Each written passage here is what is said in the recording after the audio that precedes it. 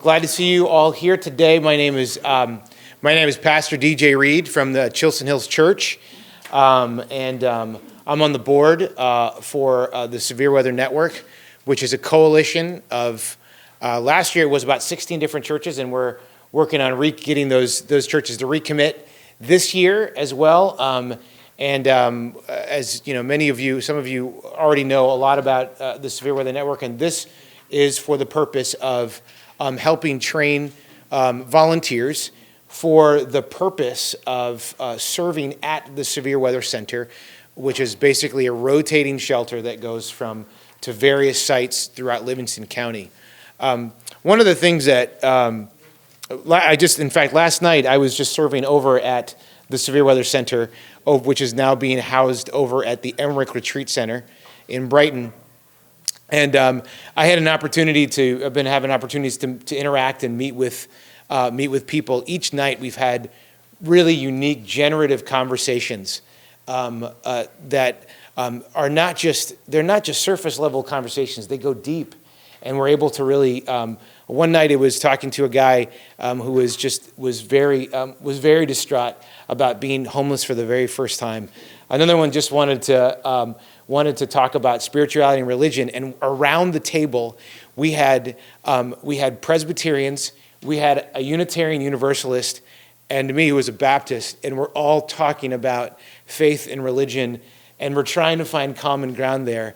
And I remember thinking of this, and I said, there is nothing like the Severe Weather Network and the Severe Weather Center. Nothing like it in the county, where we actually get churches from around the community to focus and to work together on one mission. And it's not a whole lot of people. There's not a whole lot of people that we're ministering to, but we should be able to get this right. I mean, if we get 16 churches, we should be able to do this. We should be able to handle this. And so we're really excited to have you here. We're especially excited because this is being recorded. It will be placed online. You don't have to worry, though. You won't be you won't be on there, so don't worry about getting your hair all right or anything. I don't have to worry about that, obviously. But what we're going to be recording these, making these available online so that volunteers can be looking at these videos and then be trained by them and be prepared and equipped for working at our Severe Weather Center. And so we're going to have times, we want you to be doing a lot of listening. We will have times at the end of each of these sessions for you to ask questions. But we want our speakers to really kind of get through their presentation before answering a lot of questions. Does that make sense? Okay. So with that in mind, would you all join me in a word of prayer? Almighty God, we thank you for bringing us here into this space today. Lord, we thank you for the diversity of the body of Christ that brings together so many different people.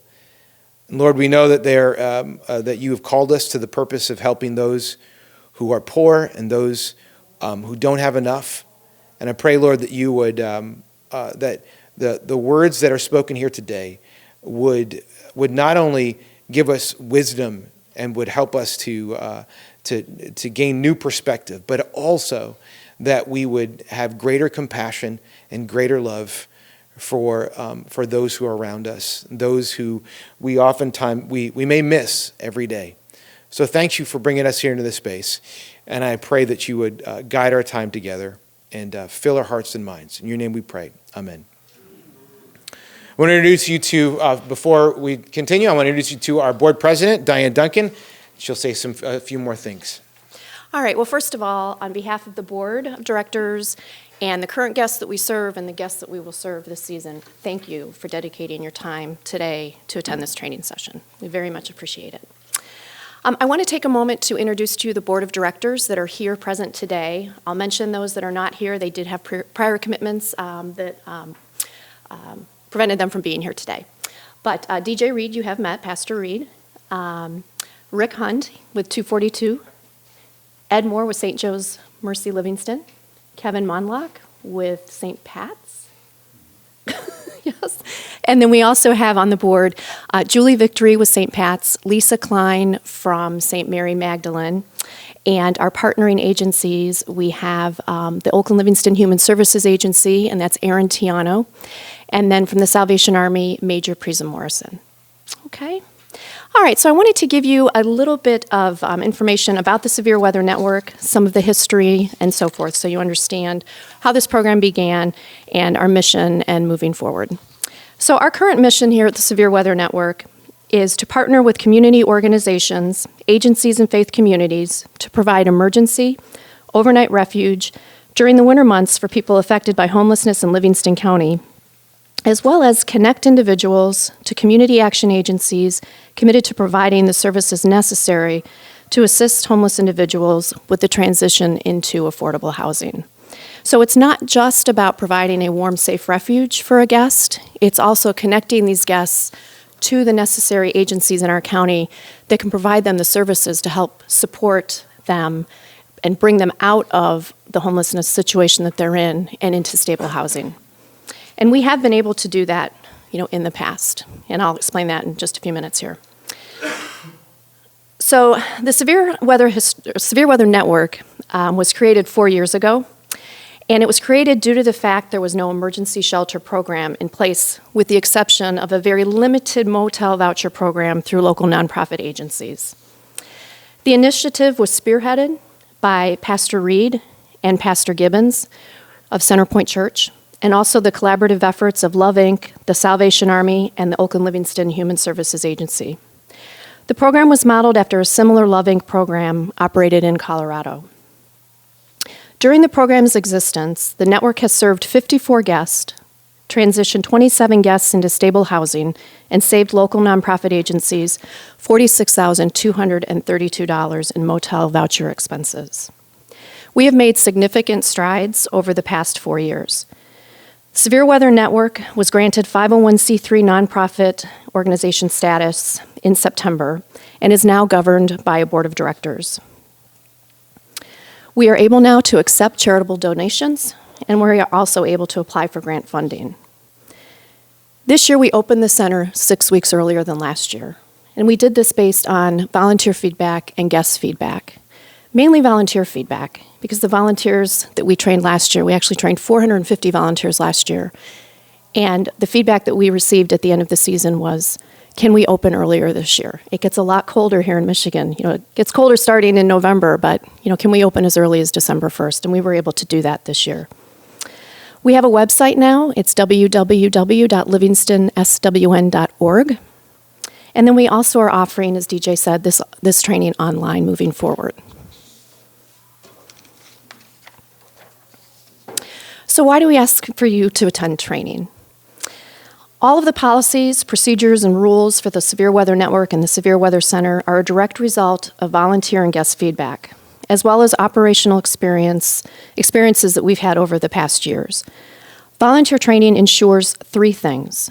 1 is consistency throughout the program, 2 is the safety of volunteering guests, and 3, it equips the volunteer staff with the tools necessary for a positive and rewarding experience. With a nightly rotation of volunteers, it is essential all volunteers are following the procedures and policies outlined in the Severe Weather Center manual and all of the rules and policies that we review here at training. At today's training, we will hear from Erin Tiano of the Oakland Livingston Human Services Agency. She will provide us with statistics of the homeless population here in our county and what OLHSA is doing in order to help these particular individuals. We will hear from someone who has experienced homelessness, Terry, right here. And she will talk about her experience here in the county and how it has affected her.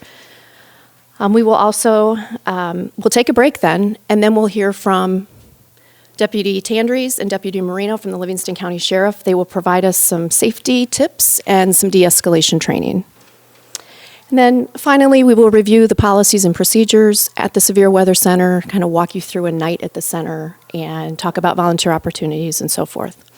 Now, in order to expedite today's training, we've done this in the past and it has really helped out, and with the time, we have a very short time frame today of 2.5 hours, but on your desks you have sticky notes with a pen. We ask that if you have a question as we go through today, just write the question on that sticky note and then place it on this back table at the break.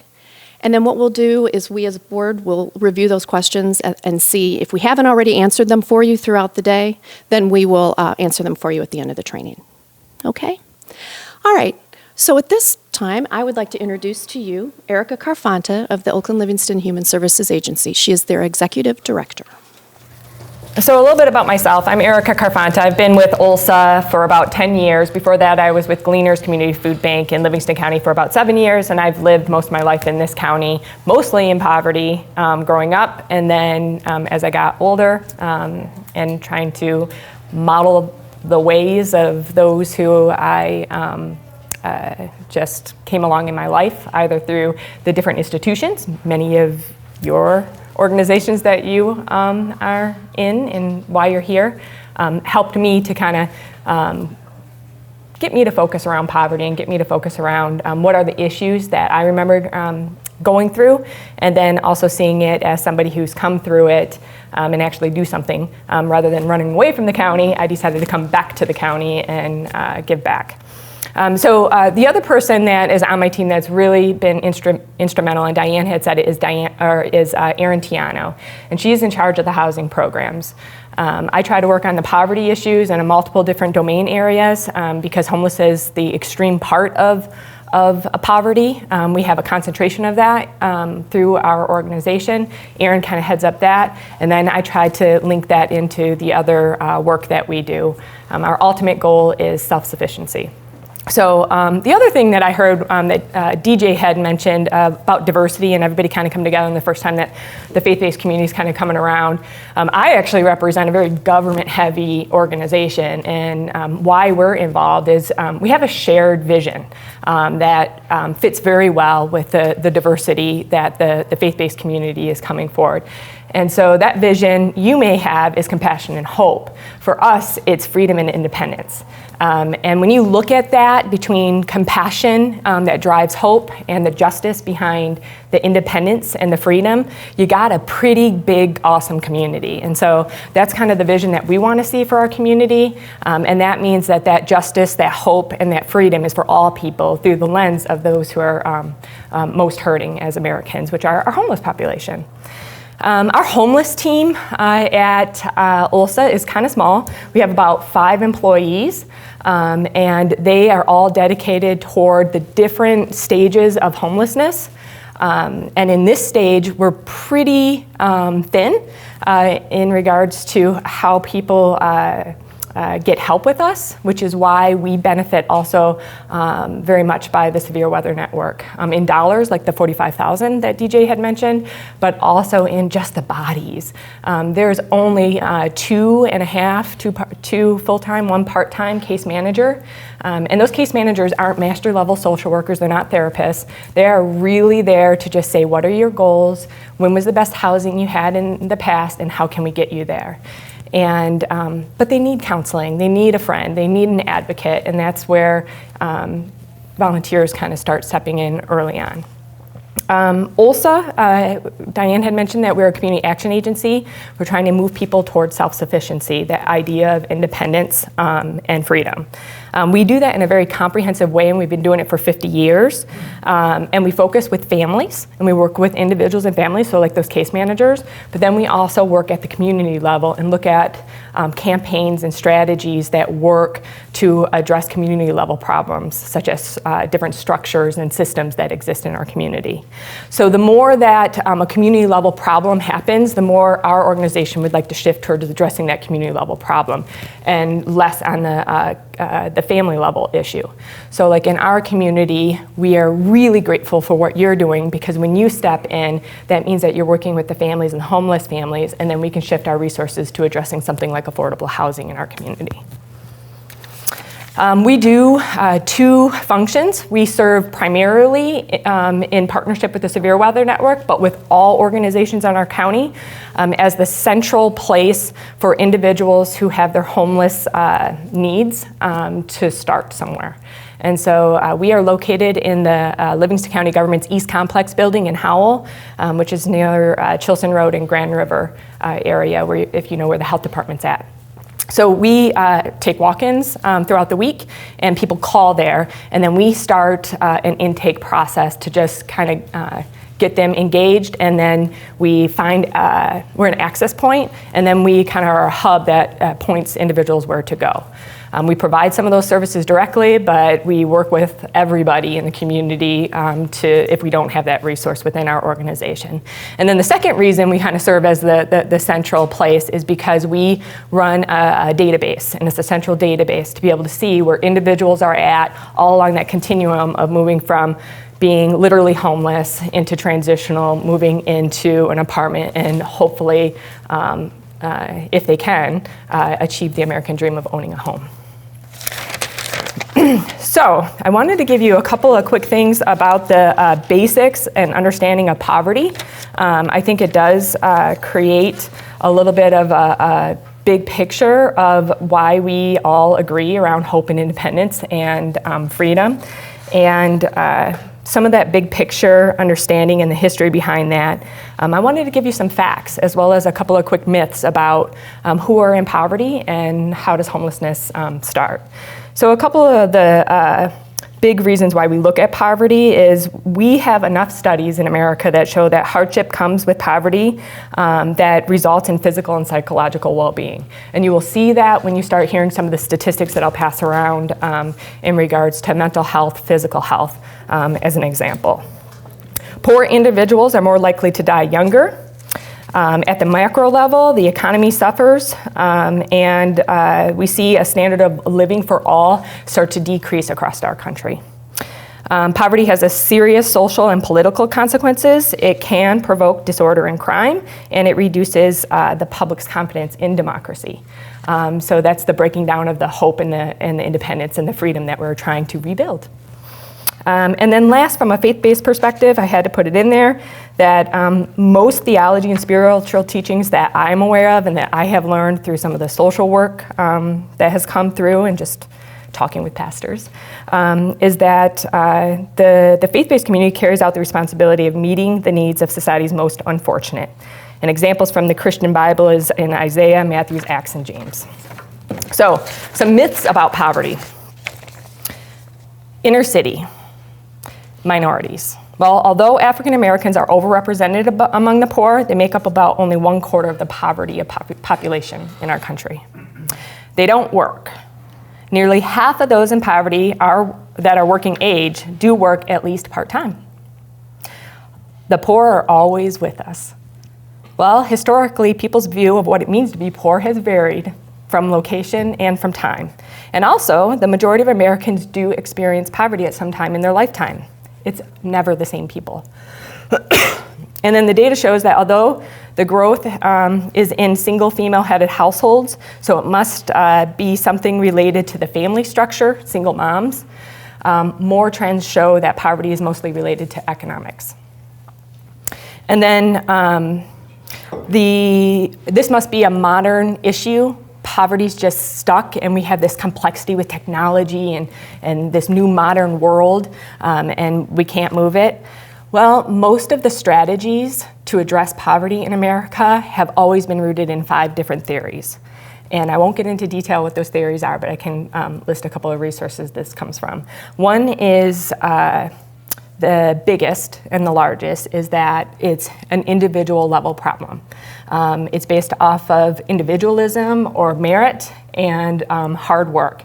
And that is some of the characteristics or the values or virtues that we look for in freedom and independence, being a part of being able to do your part to carry your own knapsack.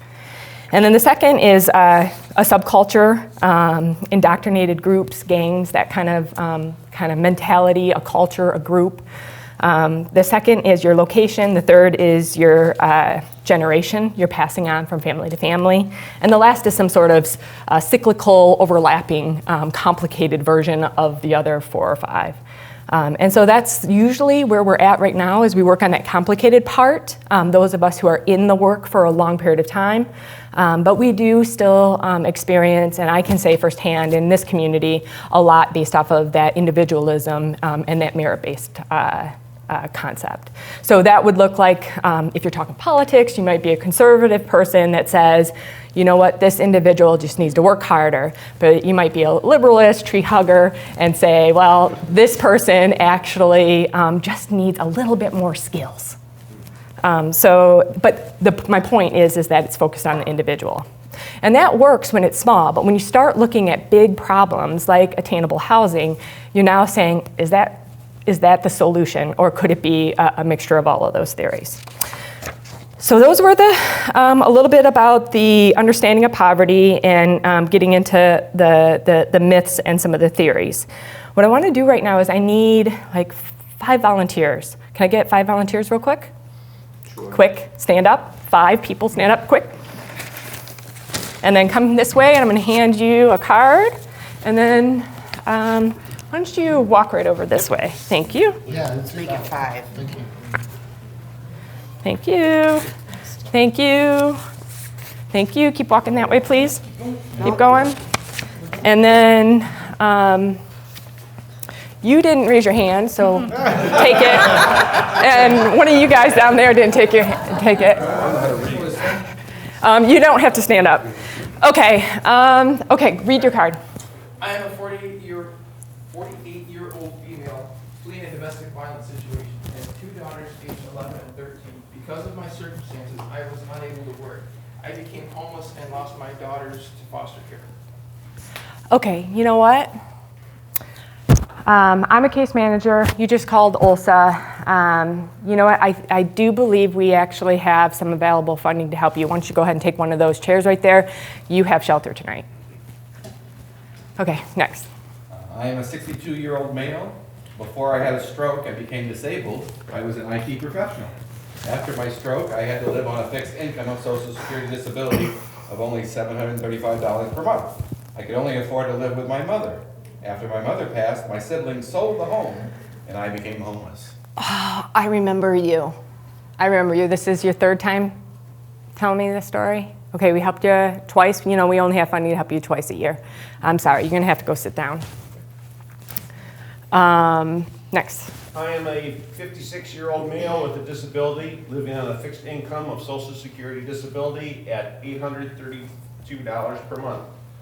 A single father to a 8-year-old daughter and a 9-year-old son. The place I had been renting became condemned and I had to leave. I became homeless as I did not have the resources to put myself and my children into another rental unit. Okay, you know what, we can help you, but I can't guarantee we can find you a place. I don't know how you're gonna be in shelter because we're having a hard time finding apartments. We would love to find you an apartment, but we do have shelter for you for 3 nights. Go ahead and take a seat. Next up. All right, so I am a 41-year-old female with a disability. I am married with a 16-year-old son. By the way, I do want to be the 41-year-old. My husband works at Meyer full-time. We had a major furnace repair and fell behind on our rent. We were evicted and became homeless. My husband and I lived in our van for over a month, and our 16-year-old son had to stay at a youth shelter. Okay. Okay. You know what? We do have funding for you. We just had a donation come in for a couple of weeks. Go ahead and take a seat. We have shelter for you. Next.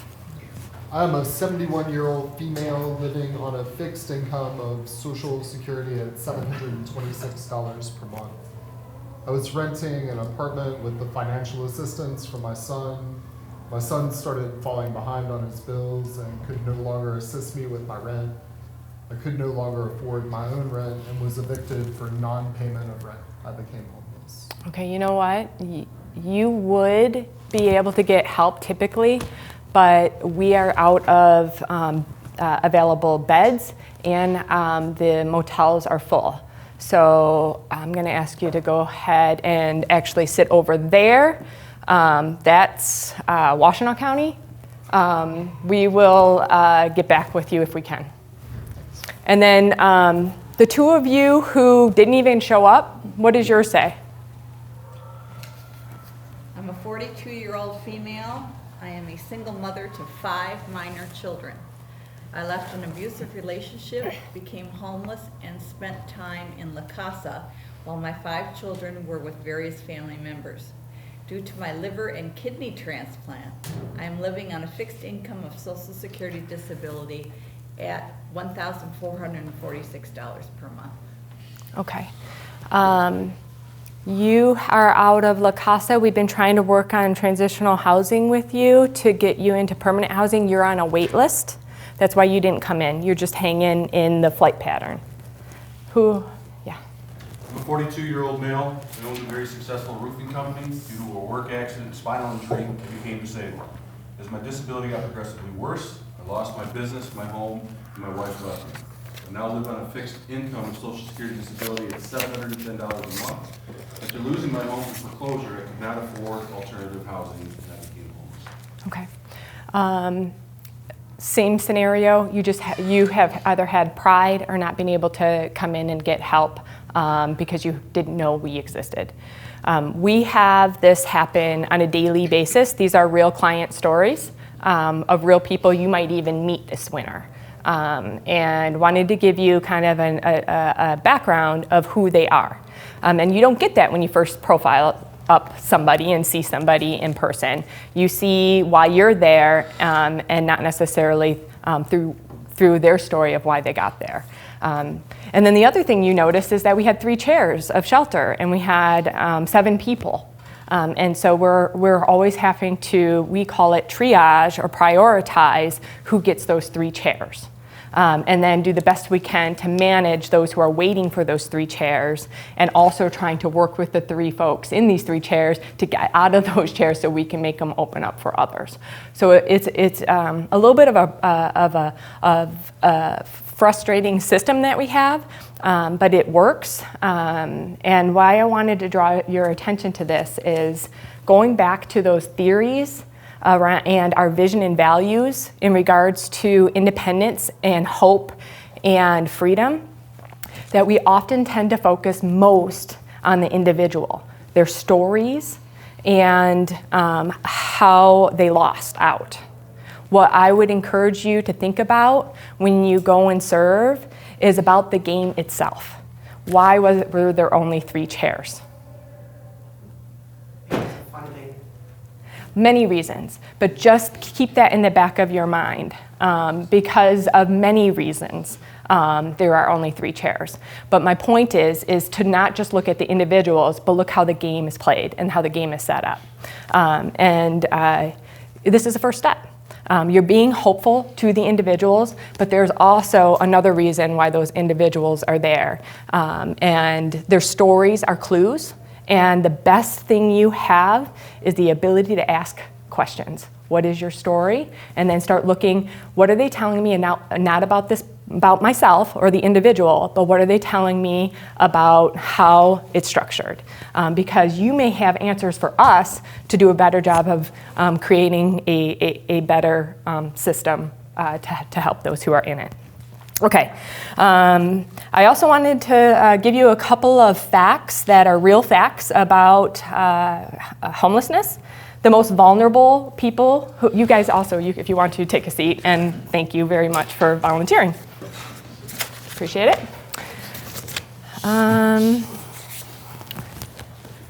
Thank you. Thank you.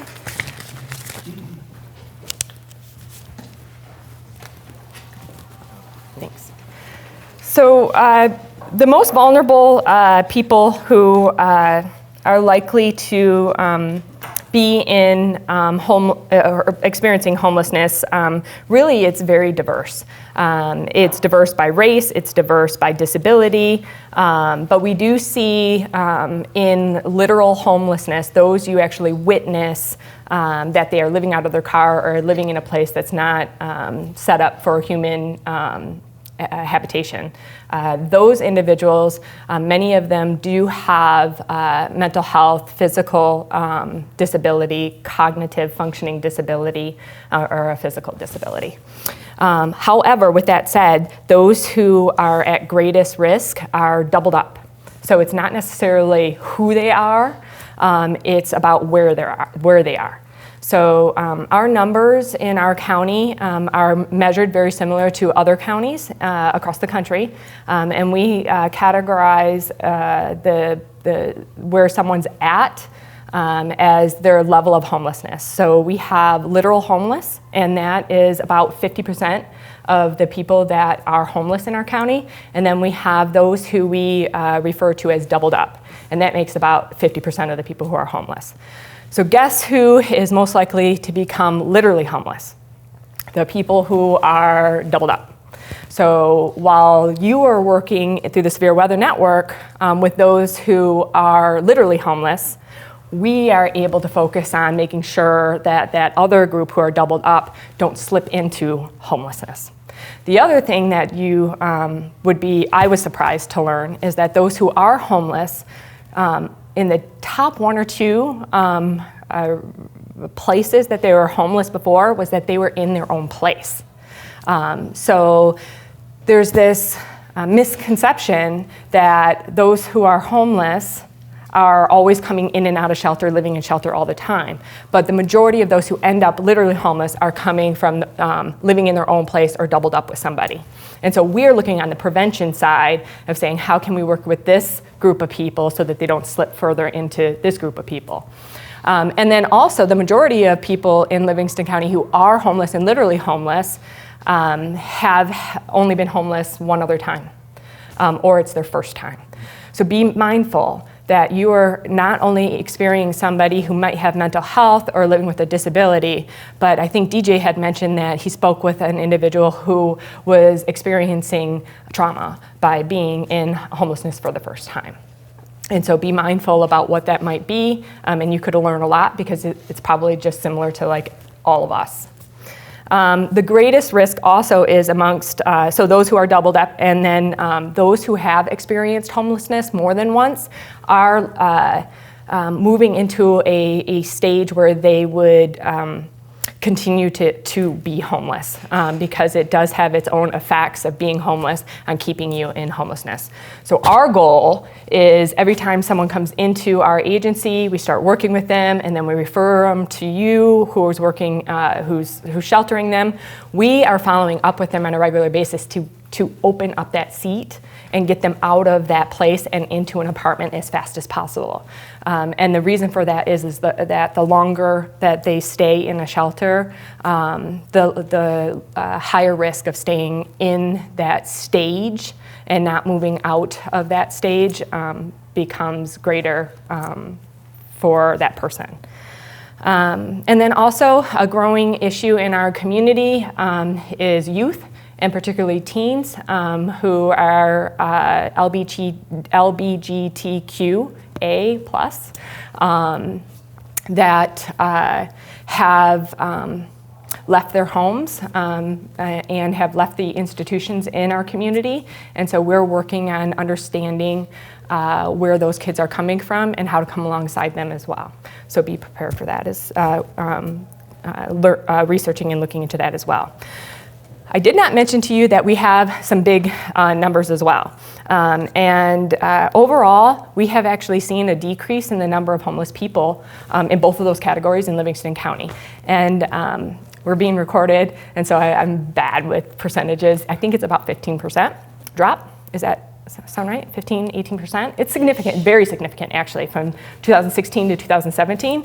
So we typically have about 1,000 individuals throughout one calendar year that are homeless, and I think we're around 800? 843. 843 last year. But it's still split about 50-50.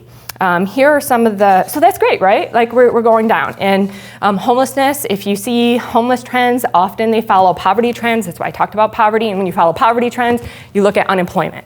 So when you see unemployment go up and down, you will see the poverty line go up and down, very similar to that. So here are some of the statistics on who is homeless. Half and half about female, male. A growing issue that I'm concerned with, working with the hospitals, Ed, make a note of this, that we're seeing more newborns to 4-year-olds in homelessness, born into homelessness. And so we're looking at that. And then there's some trends between the difference between newborns and males versus females. And males tend to be more, newborn males are a little bit more likely to be in homelessness than newborn females. And then we've got the majority have a high school degree and most have college education. I talked to you about they were in a home or doubled up before. And we're seeing a growing trend of those who actually owned a home and in their lifetime, but after the recession, lost from foreclosure, and we have not seen a complete recovery from those individuals who are at the lowest income to be able to make it back to that kind of place. And I will pass these out. One is 2016, one's 2017. You can look at those. And then the other area that we're actually seeing a growing concern, many of you have probably heard of ALICE through the Livingston County United Way and the Michigan Association of United Ways, put out this profile of a person that represents those who are just living above the poverty line. Stands for Asset Limited Income Constrained and Employed. And so that's really represents a large number of people in Livingston County. And so those are the group of people who are right before the double up, that's right before the homeless. And we are watching that and we're concerned with that. But OLHSA is seeing that the largest percentage of people in poverty are not just sort of in poverty. We are seeing in Livingston County the fastest growing percentage of extreme poverty. So those are people who are like a family of 4 who are living on less than like $15,000 a year. So this is the ALICE and this is the OLHSA report.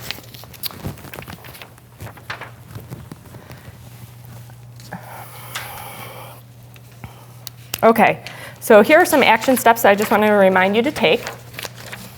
One is look at the paradigm shift. I mentioned that you will hear a lot when you get around the holidays. You'll see family, and they'll ask you what you've been doing. You said you served at this wonderful shelter, and then you start talking about who are the poor, who are the homeless, who. Start trying to figure out how to start talking about the way that it's structured, and ask questions about the way it's structured. It's a paradigm shift from going from individual level to looking at the way that it's structured. So reframe your perspective. The second action item I'd ask you to do is really shift poverty as identifying people and start looking at it as a condition. Like sick people go into the hospital and get better. The majority of Americans are going into poverty at one time in their life and then they get better.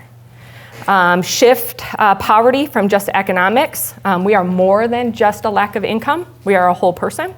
And then shift injustice to justice by recognizing that we tend to label the homeless and start referring to it into that condition language where the person who is living in homelessness is a good example.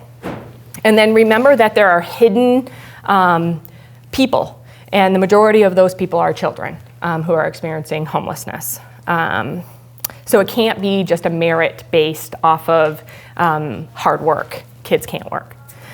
And then the second thing is pay more time listening and looking through the lens of those who are there. And the best way that I found is when you're getting ready to show up, and especially if you're going to be staying the night or serving meals, think of what 3 questions I can ask this person to know their story that won't offend them.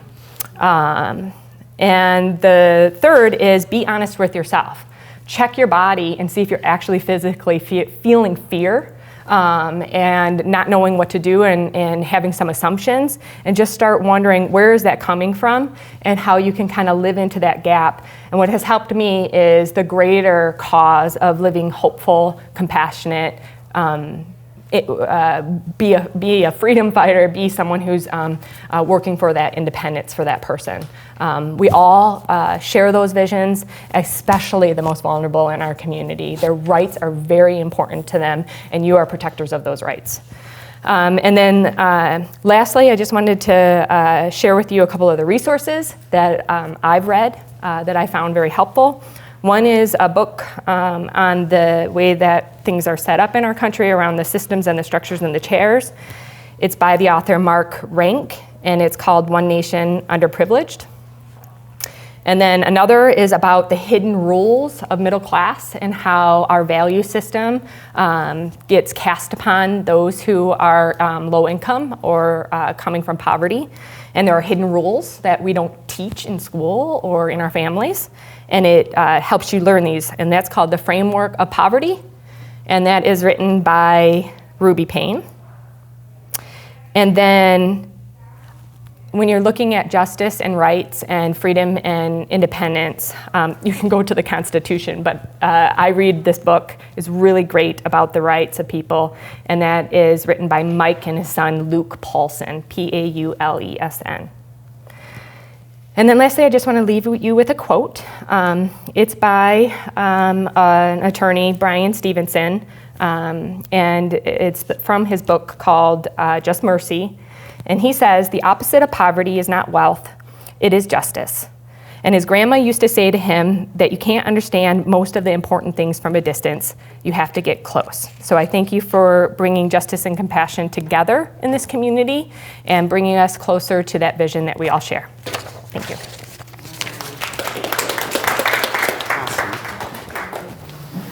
Well, we wanted to hear, we wanted to share with you or have someone share their personal story about their, how they struggled and survived homelessness. And so I wanted to introduce you to Terry Aris, and I'm going to ask Terry to come on up right now to share with us a little bit about this. Terry, we'll just start right off here. Tell us what you do. So according to Griffin Working, I am an awesome homeless advocate.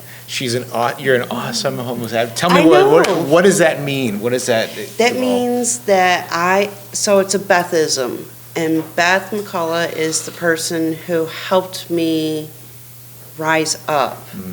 And wow, she told me at this one meeting where I finally spoke up, I finally understood the alphabet soup and everything, and I basically let it all out, and I was apologizing for letting it all out after the meeting, and she looked at me and she goes, "No, Terry, you need to put a new perspective on that." So she told me that basically there are 300 other families that she had been working with that were single moms, like I was, that had 2 children, like I do, and that what I experienced and what I fight for and bring attention to is about 300 families.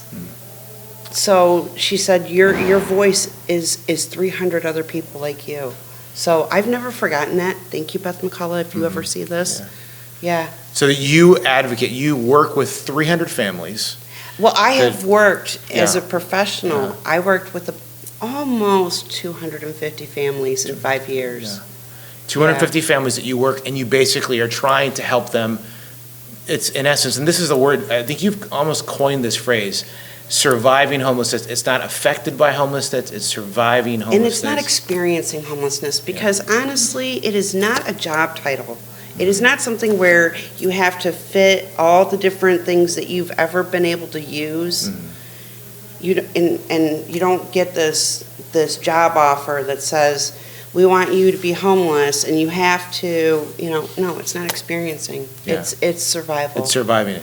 So one of the things that, one of the reasons you do this, and we've already kind of talked a little bit about it, is this is really personal to you. It is. That you went through homelessness yourself. Tell us a little bit about your experience. Really take us from the time right when you, what led to you being homeless, and then how did you survive it? So I'm a native of Rochester, Michigan, and I was living in a very abusive home, and when it got exposed to the school and CPS came out, they weren't able to press charges on my mom or investigate further because it was only a male that came in. And this is way back when, so they've changed their approach, thank God, for others like me. But my mother stopped being physically abusive to me and ended up being more intensely mental and emotionally abusive. And through that experience, she basically talked my dad into kicking me out of the house when I was 18, and I wasn't done with high school. And she had always done this prophecy thing where you're never going to graduate high school, you know, you're always going to be a loser kind of thing. And so it was 3 weeks before my senior exams. And she kicked you out. Well, she had my dad kick me out so that it wasn't her doing it, so that I couldn't blame her, even though she did it. Anyway, it's messed up thinking. Anyway, so I was homeless in the streets of California because I'd only lived there for maybe 2 years. And wow, it was intense. My dad ended up dropping off a Mustang too that was like all different shades of red, but it was red. It was a red Mustang too. And I ended up living in that car, and I would go back and forth from the car that didn't have a transmission anymore, and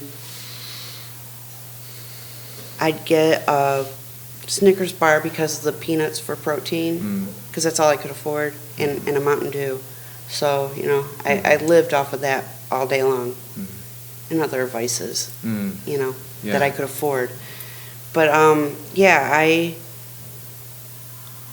ended up finding that it would be better if I hung out with my friends and go to, like, the pool hall and have the promise of, I'll clean your house if you help me get a meal, stay the night, and take a shower in the morning. And it never ended up that way. And then you eventually got into a Yeah. relationship? No. You never got into a relationship? No, Yeah. I ended up finding a lady that would let me clean houses and use that money to come back to Michigan. Thank God, because that's all I knew and everything. So I was safer in the streets of LA where the drive-by shootings were happening and everything. I was safer out in the streets of LA than I was in my own home with the parents that I grew up with. But anyway, yeah, I ended up back in Michigan, ended up in a relationship, and got married, and I oopsed, and I realized it was an oops, and so I had an oops marriage, and I got out of that, and so, you know, I was off and on homeless once I came back to Michigan for about 14 years. Wow. 14 years off and on, and in abusive relationships because I knew abuse. I trusted abuse. I understood abuse and never thought I was worthy. So it wasn't until my son spilled the beans about the secret that I went, this is where we change. So November 16th, 2002, I ran away with my newly 8-year-old and my soon-to-be 6-year-old in the streets of Warren, basically 9 Mile and 8 Mile. And we got back, we ended up moving down into Lenawee County, and that changed me. Significantly. It wanted me to offer my children stability, because I only thought it was happening to me, the abuse. I thought as long as it was happening to me, it wasn't happening to them. But you know, that's the trauma brain saying that. So yeah, but you know, I mean, honestly, I think I survived so much, and I was tired of just using survival skills to get by every day. And how'd you get out? I hate to say it like this, but how did you get out of this? It was a team. It was a team of people who, for the very first time, they weren't using their brain and their mouth to tell me how to live my life. They used their ears to hear my story, and from their heart, they were able to offer something that I'd never had, that I didn't understand, but it helped open me up and stop being Peter. You know, I stopped being Peter, where I've turned away from God 3 different times, and I'm not topping him off. If he did it 3 times, I'm not going for Right. the 4th one. You're talking about denying Jesus 3 times, right? Yeah, oh, right. yeah. So For you sure. ended, so I like how you said it was a team of people, multiple people that were helping you out. Yes. Through this period of time. If you now are a part of that, you are a member of a team that's helping multiple people. What are some of the themes that you're noticing amongst the people that you're working with that are homeless? That I have worked with? That you are, yeah, that you have worked That I with have right now? worked with. So many of the people that I worked with as a peer, they were on the verge of being homelessness. They were very Alice, you know, so that they had a job, but they couldn't get past part-time. So some of them were working 2 part-times. And they couldn't get out of that. Yeah, it was just they were this just too repetitive cycle. yeah. It was just a repetitive cycle, and some of them, I'd say maybe about 10% were literal homeless, where I was meeting them either in a campground, or I was meeting them at a hotel, or I was meeting them at a friend's house to have the meeting so that they could go back to their tents, go back to wherever they were, and it was an honest struggle. It was an honest struggle, and it's a very humbling experience when you're homeless, because you're really at the mercy of anyone who's allowing you in their space, and it's not good for the kids, you know, and so, you know, it was hard, because it was hard to give hope. And I found that if I just gave them a 5-minute hope and gave them a 5-minute success at something they could do, that once they found being successful for that 5 minutes, they wanted 10 minutes.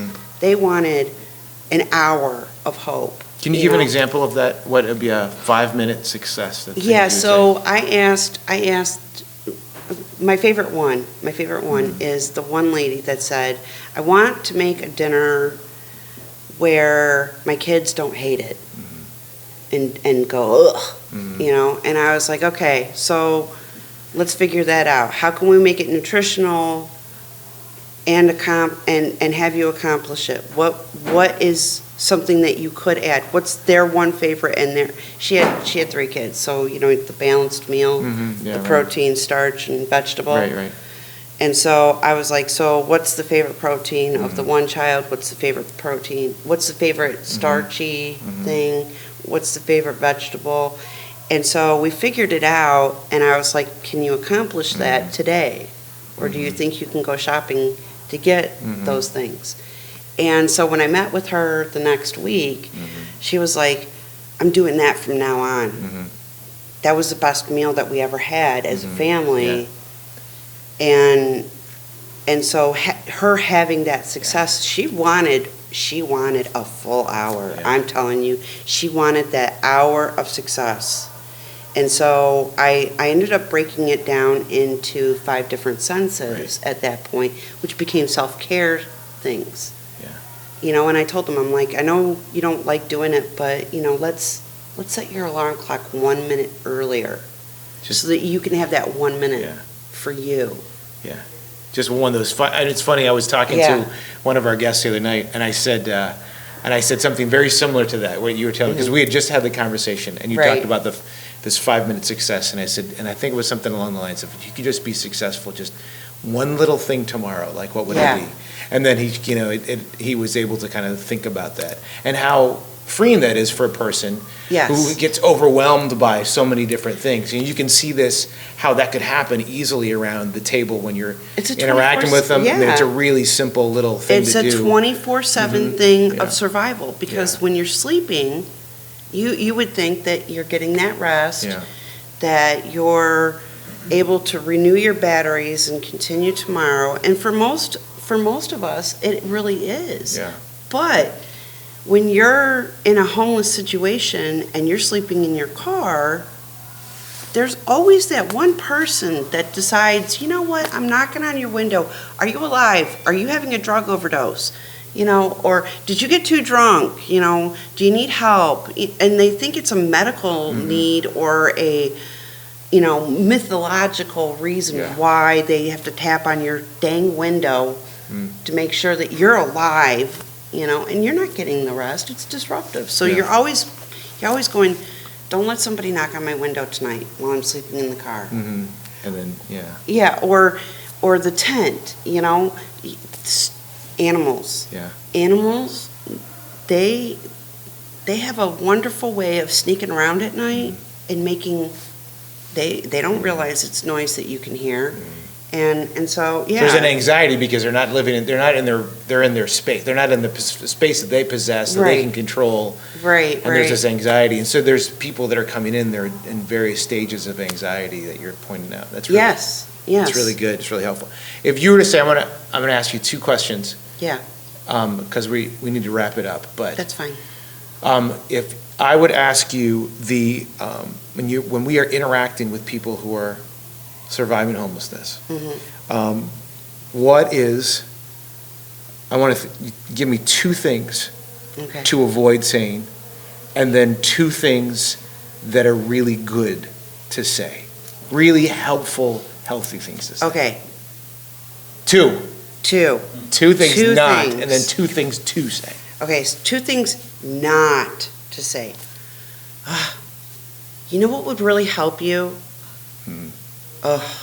Being really being free with the advice. I and understand giving it's a yeah. genuine thing and that you feel that that advice would be necessary. Don't say it. Don't say it. Prevent yourself from saying that. And then, so how long have you been experiencing homelessness, and do you really want to stay? How long do you think it's going to be before you're going to be housed? I'm telling you, I have heard that more than my fair share. Where you're asking them, again, it's this whole idea of, help, is it the dwelling on the past? Dwelling on their homelessness. On their homelessness and Like, really they don't focusing, dwell yeah. on it every day, Yeah. all day long. Yeah, yeah, No, don't dwell on them being homeless. right. So the two most helpful things is, and they're not what to say, it's what to use. The first one, use your ears. Your ears are not your mouth, okay? Don't offer advice, just listen. Because so many homeless people do not have people listening to them. They have people telling them, and they have people directing them. Use your ears. And then the second most important thing, and this is my rock on thing, so I'm just letting you know, use your heart. Your heart is where God dwells, and God knows that when you're using your heart and listening to their words, that is where the kindness comes from. That is where the compassion comes from. That is where understanding them so much more than your brain can understand them. Yeah, so just ears and heart. Use your ears and listening to people, because a lot of times Yes. people don't feel like they're listened to, and so that's just a valuable thing for anyone, really. And then to use your heart in Yeah. that, to lean on your heart, to be able to say, instead of thinking of advice and thinking of the next thing to say, Yeah. or how to, or even overthinking the conversation. Yeah, And I always say prayer. I always say prayer Yeah. before you walk in the door. yeah, that's great. Pray before you walk in the door that you will have Yeah. your ears and heart Yeah. open and ready. Yeah. Just pray on that. It's such a really good thing that you would say. I had a pastor tell me one time, and when we'd go visiting hospitals, and I always tell him I just never knew I always felt awkward about the role that you would Yeah, play in a yeah. hospital setting. And he would say, you have to, when you go into that setting, you have to know what your role is. Yeah. And I think for all of us who are here, who are being trained for these experiences, we walk into it needing to know what our role is. And we aren't necessarily we're not being brought in there to be experts. We're not even being brought in there to even give them money or anything like that. We're not brought in there. We are simply there to be to embody the presence of God, to be the servant. to be present with people, and that is enough. And what a gift that is. So Exactly. Thank you, DJ. thank you, Terry, for being with us today. Rock I really on. appreciate you Rock on. being here. It's My so good to rock have on you. is Good. Matthew 16:18, by the way, just so you know. Good. Because if Peter got the rock, I'm going to be a rock. Good. All right. And rock on. Thank you, Terry. Thank you. All right. How many, let's revert back to when we were 5, 6, 7 years old. How many remember thinking at that time what they wanted to do with their life, what they wanted to be? Whether it be, a pastor, a fireman, a teacher, a lawyer, whatever it might be. You dreamt about doing something with yourself at that point in time. Quick show of hands, how many people thought about being homeless or aspired to be homeless? Or have an addiction problem, or maybe a mental issue. The reality is none of us did. It's not something that we aspired to do. Unfortunately, the circumstances that brought Terry here today and took her into the situation that she was were somewhat beyond her control. Okay, that wasn't what she wanted to do. And unfortunately, with the 800 plus people that are currently homeless in the county, that's the same thing that exists with them. They don't want to be there, but unfortunately, whatever circumstances have led them to that particular time, thrust them in the situation that they're in. So by virtue of that, what we're going to talk about today is if you happen to find yourself in a situation while working at one of the centers where somebody is maybe not acting normally, maybe is at an increased level of anxiety, they're in clearly a crisis situation with themselves and maybe exerting that amongst other people, to try to give you some tools to try to bring them down and try to de-escalate that situation. Did any of you folks work last year at any of the centers last year? The common occurrence for this to happen is probably very low. Okay, it's very. In fact, I'm not sure that we had one last year. Is that true? Did we have any? I'm sorry.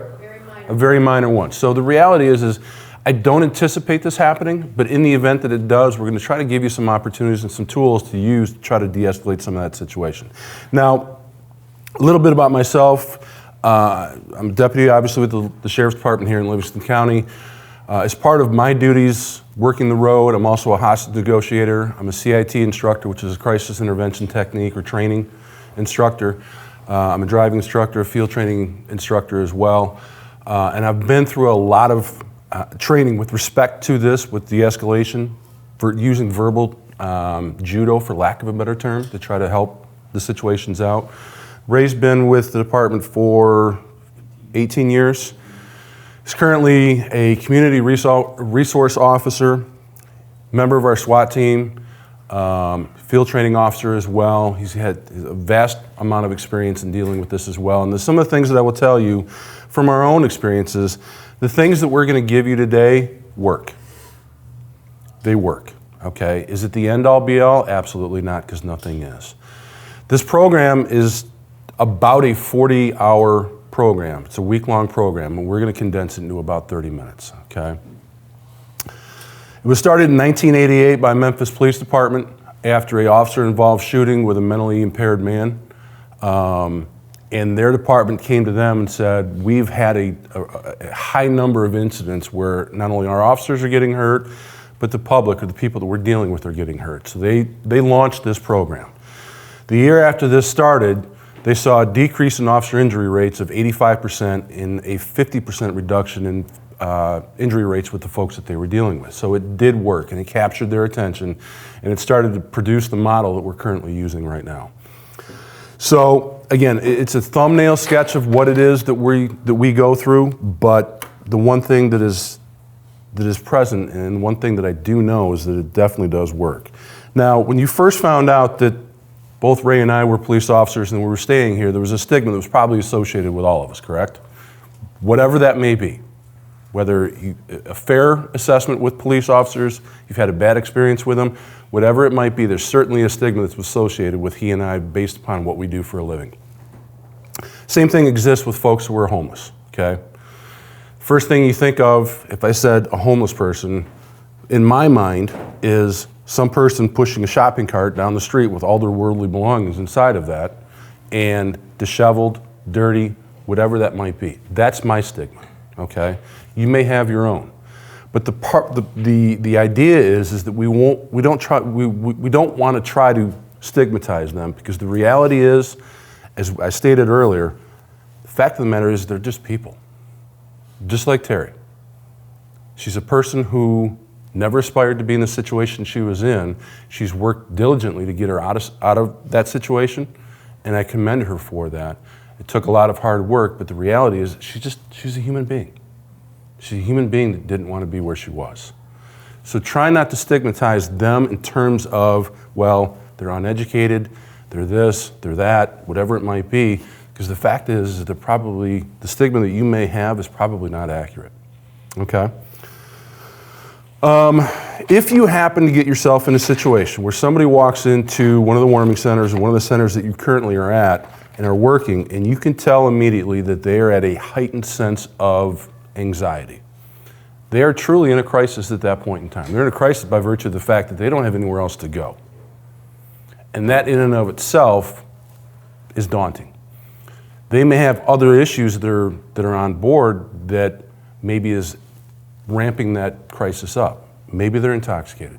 Maybe they do have a drug addiction problem. Maybe they do have a mental illness that's not being treated accurately or properly. Oftentimes, folks who are in the situations that are in right now self-medicate because they don't have the medical resources in order to have insurance, proper medication. So they self-medicate. And you may encounter some of these folks. You may encounter some of these folks that are at a heightened level of stress by virtue of the fact that they don't have anywhere else to go. So they're coming to you for help. They're coming to you because you're the last alternative. If you encounter something like that, and Terry, I was going to touch on this even if she didn't. She had talked about your ears. I've always been a proponent of we have 2 ears and 1 mouth for a reason. That's frankly because we should listen twice as much as we talk. Obviously, I'm doing all the talking. I'm not listening at all right now, but but the reality is that her message about talking or about listening is absolutely accurate, okay? And some of the skills that we're going to give you when somebody does come in who is in a crisis, who is amped up, whatever the case may be, we use a term called active listening skills. And by virtue of doing that, and some of the techniques that we're going to give you are going to allow you to try to connect with that person, to try to get them from wherever they are up here down to here. Your voice can do that, your tone, your posture, simple nods, and reflecting back to them what it is that they're talking about, talking to you about, is going to hopefully create that bond. Hopefully it's going to create that connection that's going to allow them to trust you a little bit and bring them down to a level that you can actually start to talk to them. Okay? I know there's a policy that states with respect to intoxication levels, if they are under the influence of alcohol, they are not allowed to stay, correct? So that hasn't changed from last year. So if you believe that you have somebody who is impaired, maybe under the influence, my suggestion is get with one of the facilitators who are there, explain to them what the situation is, and you can quietly discuss this with the person there. As opposed to making it a big deal with them and making it a scene, we're going to do it in a quiet area. They know the rules prior to walking in, so it's not going to be a surprise to them when they're told that they can't stay there for the evening, but we can make alternative arrangements. There's also typically a stigma with folks who have mental illnesses that they are at a higher level of promoting violence as opposed to being the victim of violence. And in the reality, people who have mental illnesses are more often the victim than they are the predator, okay? So if you do have somebody who has walked in and there's a discernible mental illness that may be present, don't necessarily think that you're going to become the victim of a violent act, because that's just not the case, okay? It's not the case that exists. Some of the tools that we're going to talk about with respect to de-escalation, some of the active listening skills that we had talked about. The biggest thing with this, in all of you who are going to volunteer, your safety is paramount to anything and everything else. Okay, I'm going to state that right up in the front. If you believe that whatever situation you may be in is going to escalate to a spot where you may become injured, somebody else may become injured, it's time to eject, it's time to get on the phone with 911 and start to get us involved, okay?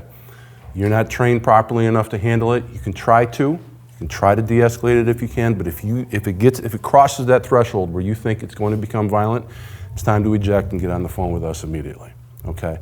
So again, your safety is paramount to anything and everything else that you're going to do. The first thing that you want to do if you have somebody who is in a heightened sense of awareness, heightened sense of anxiety level, whatever it might be, is to try to remain calm, okay? Your breathing is going to help you remain calm, okay? Be patient. Patience is a key. If you've got somebody who is willing to talk, allow them to talk, okay?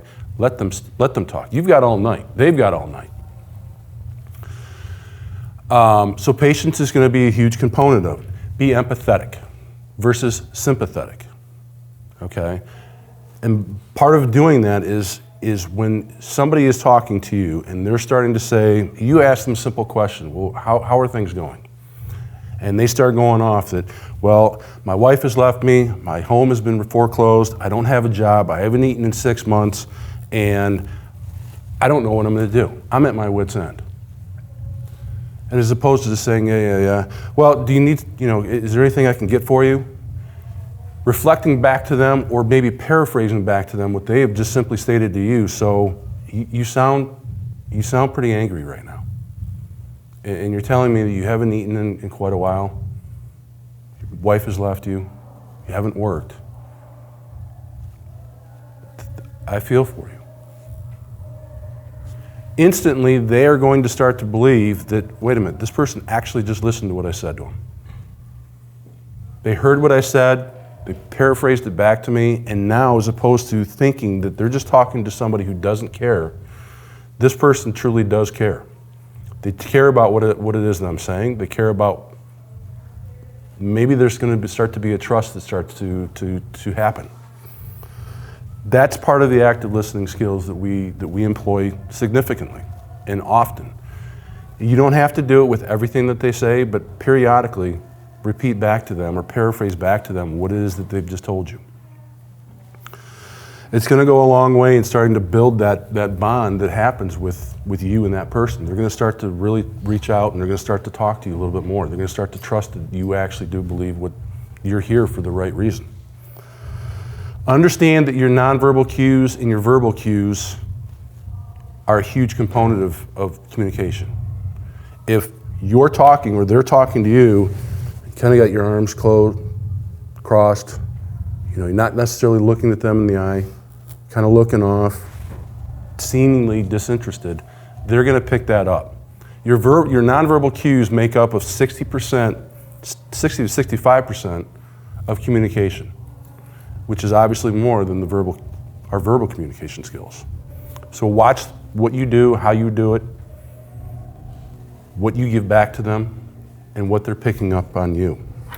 Treat them with respect. Respect is a huge component. And again, oftentimes these folks haven't been able to speak to somebody who truly does care. They want, more than anything, they just want a voice. They want to be heard. And as she said earlier, our ears play such a huge component of this. They just want to talk. By virtue of doing some of these things, it's going to allow you to control the situation without them even knowing that you're controlling it. If they're up here again at a level that they're ramped up, they're anxious, they're screaming, maybe they're tired, talking to them in a voice that matches their volume level is not going to help, because all we're trying to do is we're going to start to talk over the top of each other. I always talk usually a couple ticks below their volume level, and I continue to do that, and I'll even continue to start talking softer And what I'm doing without them even knowing is that I'm walking them down a set of stairs to control their volume without telling them, calm down, relax. Nobody wants to hear that, okay? But I'm doing it psychologically that they don't even know. By doing that, if you've got a situation or a person who's up here with a volume level and you walk them down here, you've already de-escalated it halfway. And they don't even know that you're doing it.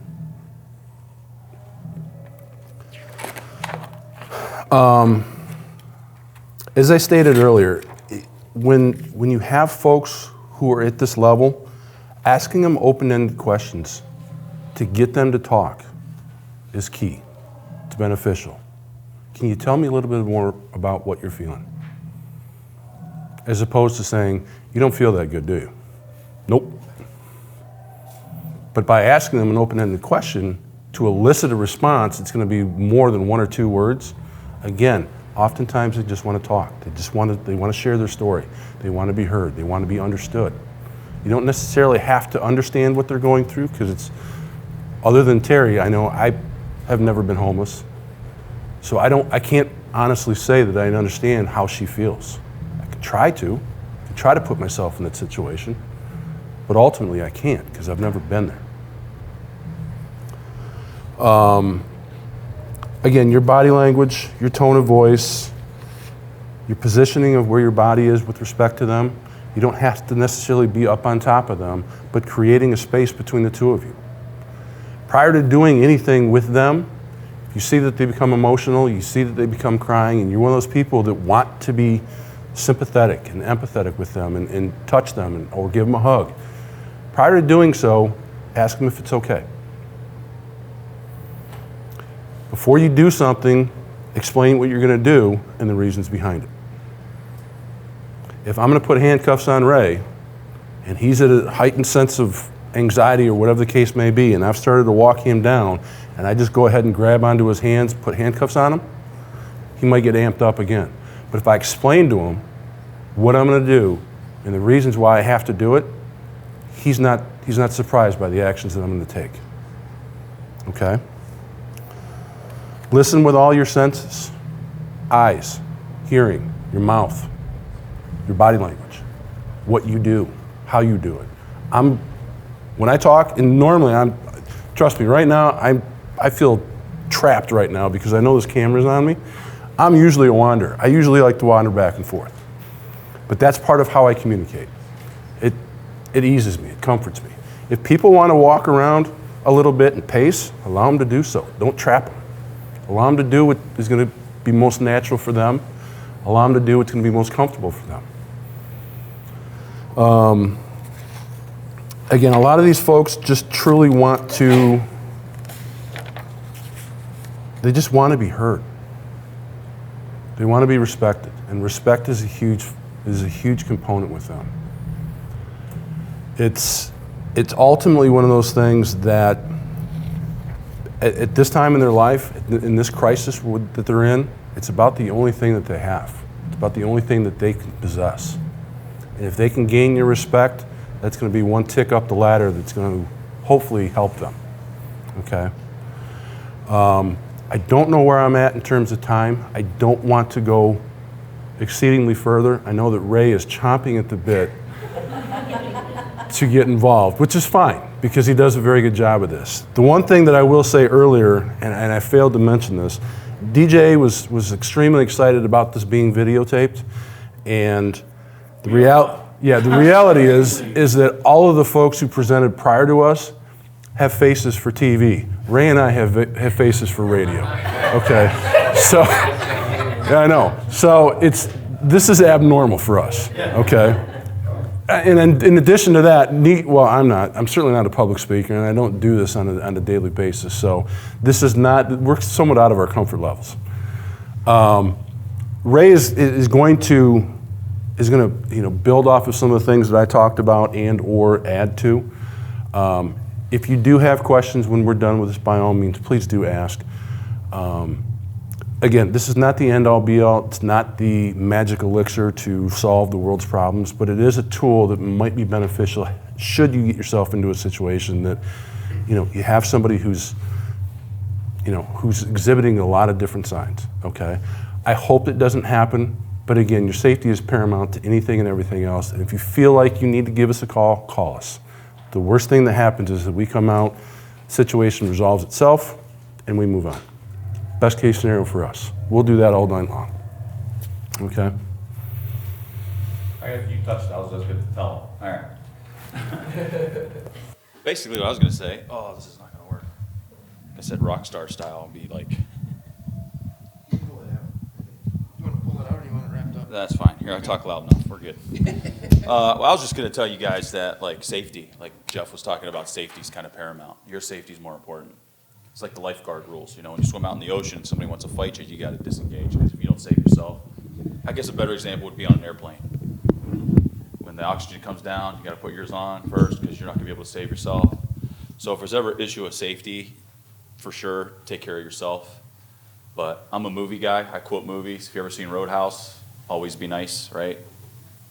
Ask one of the others to help you and you'll both be nice. Always just be nice, because like Jeff said, if you get amped up, you're just gonna amp up the situation. One of the things I'm gonna tell you about, gosh, it really is hard to stand still, isn't it?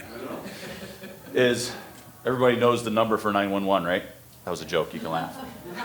Use it, all right? As much as we hate hearing this, and I teach a lot of classes and a lot of different things, is 911 is there for you. Yes, you pay our salary. That's the way it works, all right? I'll share that with you, but if you're in handcuffs in the back of my car and you say, I pay your salary, I'm not gonna listen to you. But you do, you pay our salary, you pay for a service that we provide. And you're blessed right now, 911, call, don't hesitate. A lot of classes I teach deal with safety, and seconds count.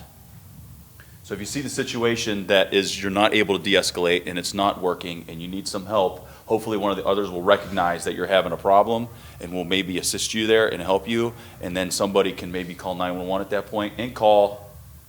I know 911, a lot of people won't call it because they feel like, well, this is kind of a waste of time and I don't want to waste the police, and should I? And you always have to second guess. Do we need to call somebody? Teachers, I deal with a lot of schools too, and teachers are the same way. They see something or need something, they call the principal first because they need permission. All right, I'm telling you, you have permission. Call 911. Worst case scenario, if it's nothing, you call us back and you say you can cancel the officer, we're good, it was a misunderstanding, we're okay. No skin off my back. Or we show up and we deal with the problem, still no skin off my back. That's what you pay for. That's what we're there for. Let us do the heavy lifting, okay? If you ever encounter a problem, and I'll share this, encounter a problem that, where the officer might, and I'm gonna say it won't, because there's a lot of officers that work out there and a lot of agencies in this county and otherwise who maybe they had a bad day, maybe they just dealt with a crash where a kid got killed, okay, and they're having a bad day. And they show up and they have a little bit of attitude on you. Take it for what it is, get with your facilitators, give us a call, we'll find out what the problem is and it will be rectified.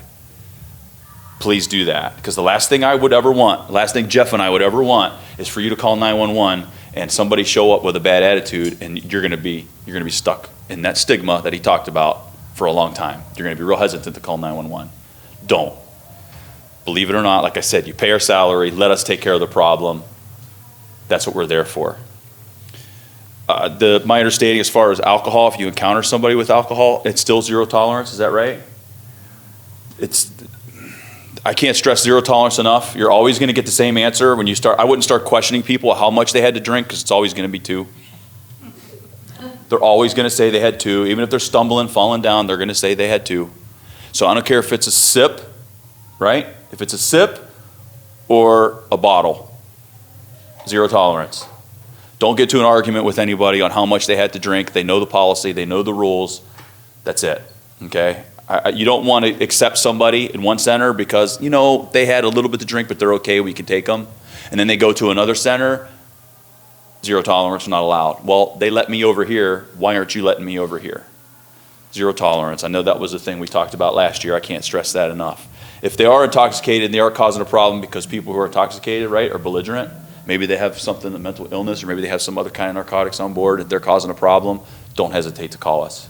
Just let us know what we're doing and where we're going and what we're looking for, and we will help you, okay? I don't know what else I have. I think That was the safety was probably the biggest thing. Jeff talked a lot. He's really, really good at what he does when he talks about this. He teaches all law enforcement in this county as far as de-escalation and how to deal with mental. He's really good. He speaks well. So he touched on everything else. I don't know what else we could present to you unless you guys have any other questions. We'd love to. Q&A is probably what we're best at, because standing in front of a camera is not. The one thing that I will, and I've said this a number of times, and for any of you who were here last year, I apologize. Ray and I are fortunate. We're biased. We believe that we work in the greatest county in the state of Michigan. Okay, the fact that you folks have given up your personal time, not only to come today, but your personal time to show up and help those who are less fortunate, speaks volumes to the character that you all possess. And from the bottom of my heart, I cannot thank you enough. Me as well. I applaud you. Yep. It's incredibly selfless what you do. And to be honest, the reality is you help us. By doing this, by having these centers that are there, inevitably you're helping us. Because we don't have to deal with it, these folks that are on the street looking for a warm place to go, looking for a warm meal, trying to survive, okay? And this is an enormous help for us when you have folks that are out there. So again, we cannot thank you enough, okay? And we appreciate what you do. Question. No. Because this workshop is here to, we have someone in-house that we're able to training assist. If we find someone out on the streets in a situation where they're unable to stand up and look after themselves, do we call 911? 911. Yep. Okay. I'll say this. I'll steal this because he says it all the time, but I'll say it because it's funny and I like it. You don't get a limit on how many times you get to call 911, right? You don't get 10 free ones and on the 11th we start charging you. You get as many as you want.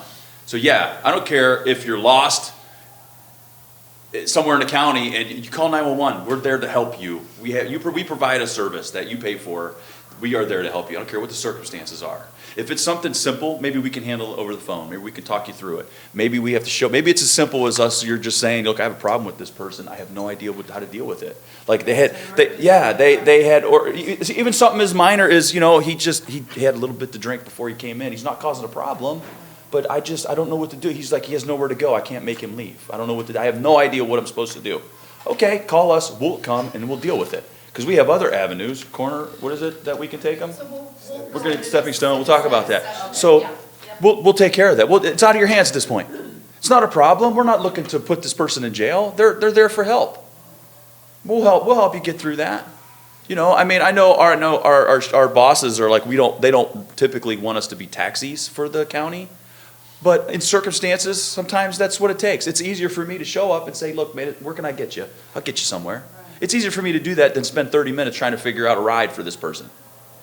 So call. I don't care what it is. Whether you're working or not, whether you're with the center or it's a Sunday afternoon and you're with your family and you're shopping or whatever it is, and you see something, no, call. Absolutely call, 100%. I don't care what it's for, what it's about. People are so hesitant.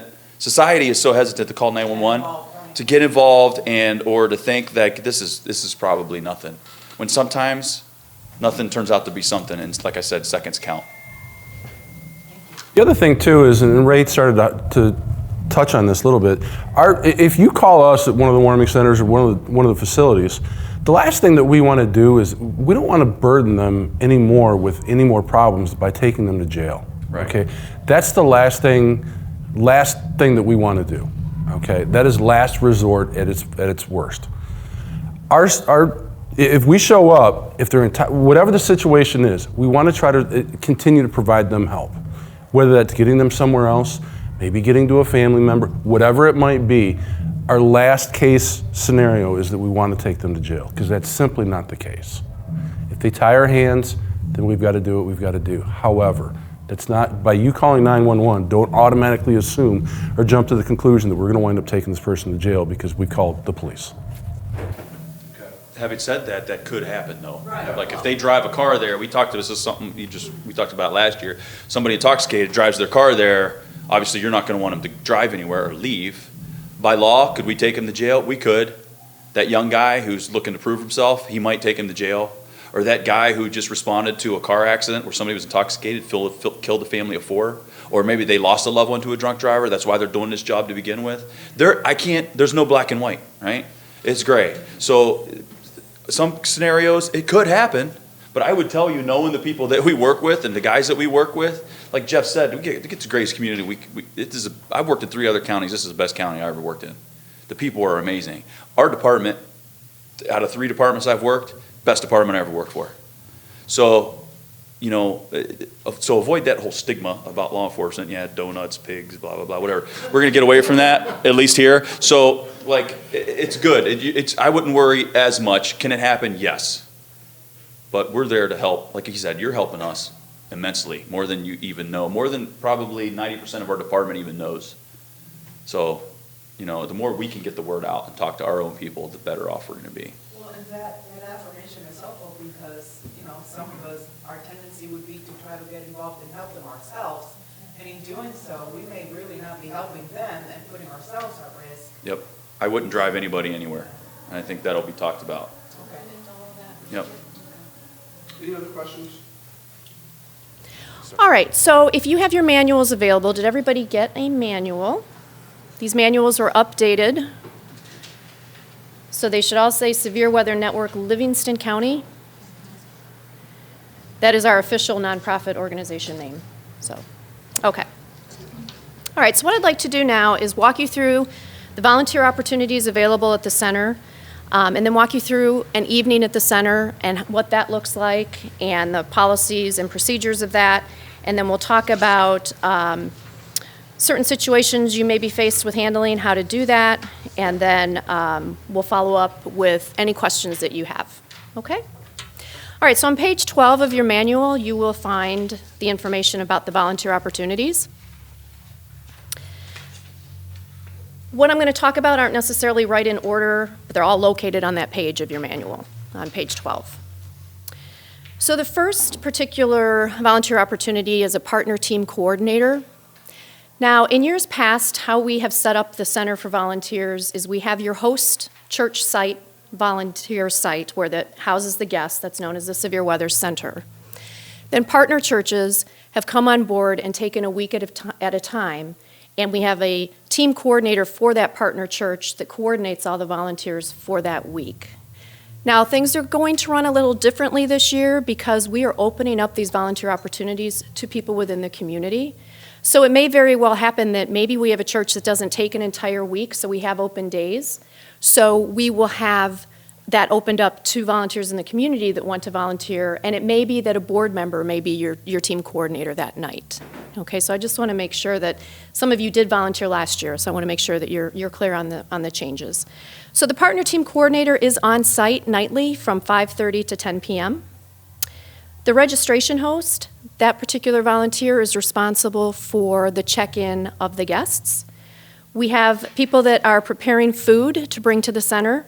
Those particular guests do not have to go through training. If they are going to stay at the center, though, and interact with the guests, then they do have to be trained, okay? Meal servers are there from 6 to 10.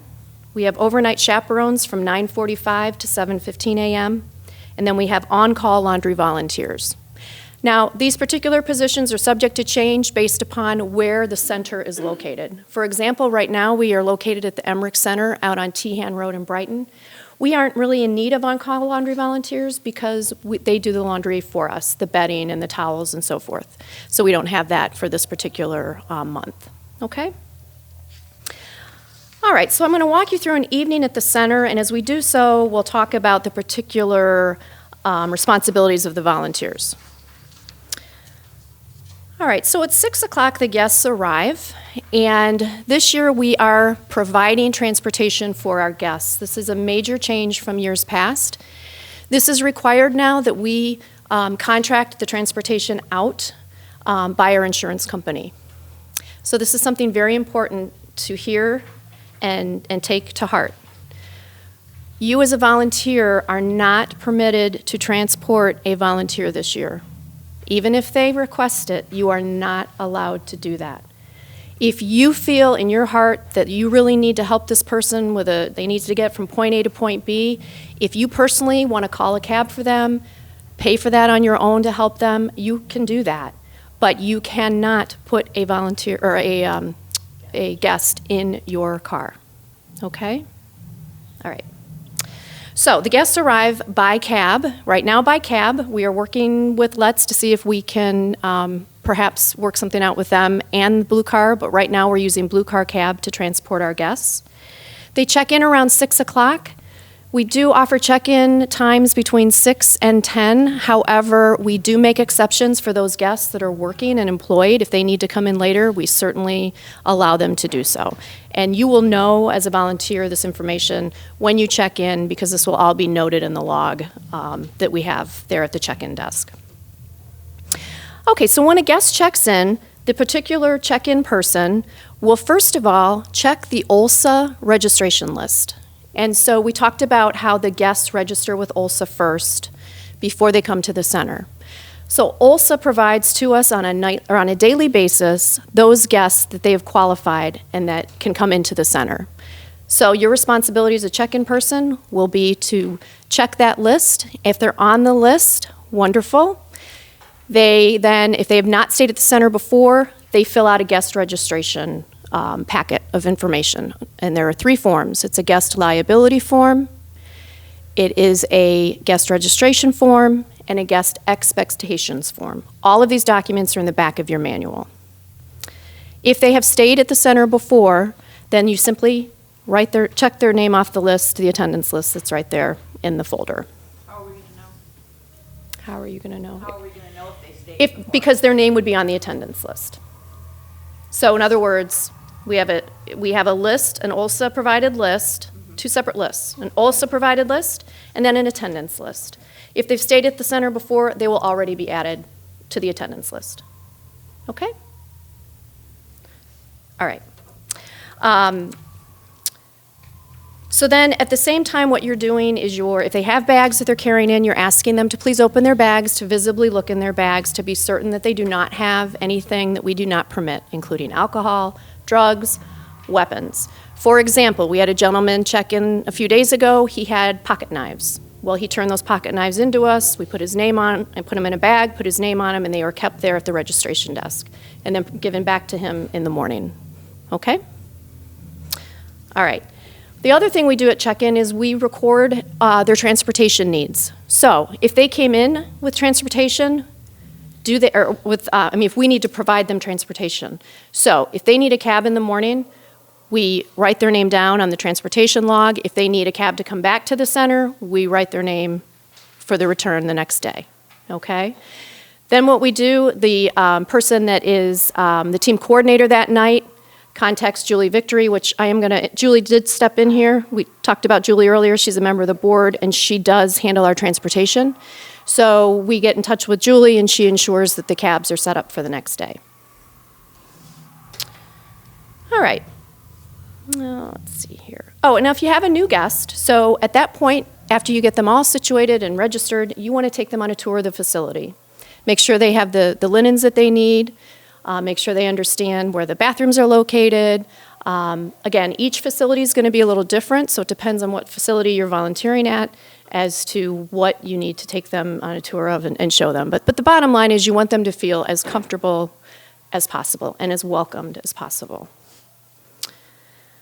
Okay, the other thing, when these guests do go through the process with OLHSA, they are told about our policies and procedures and our rules. They understand we have a zero tolerance policy. They understand the rules regarding if they have a car and they're coming to the center and so forth. So when they come to the center, they've already heard these rules unless they're being escorted to us by the law enforcement or the EMS, all right? Now, if you have somebody come in with the law enforcement or EMS, we have separate paperwork for them to fill out. It's emergency walk-in paperwork. Again, it's in the back of your manuals. All of these forms are available at the center. And we have them fill that information out, and then they are to contact OLHSA the following day to go through the intake process, and then OLHSA will add them to the check-in list. If this should happen on a Saturday, OLHSA's not open on Sunday, so we may need to allow them to stay 2 nights until they can get in touch with OLHSA. And also they can call via the phone, or they can go to the OLHSA offices. So they have both those options open to them. And OLHSA is open from 9 to 5. All of these phone numbers are, again, in a registration, or in our red binder that's on the registration desk at each center. Okay? All right, so after the guests arrive, between 6 and 6:30, dinner is delivered. And between 6:30 and 8, dinner is served. Volunteers dine with the guests. It's a wonderful time for fellowship. And I will tell you, it is an incredibly enjoyable time. I mean, we laugh and we just have a great time. I mean, it's one of my most favorite parts of the night.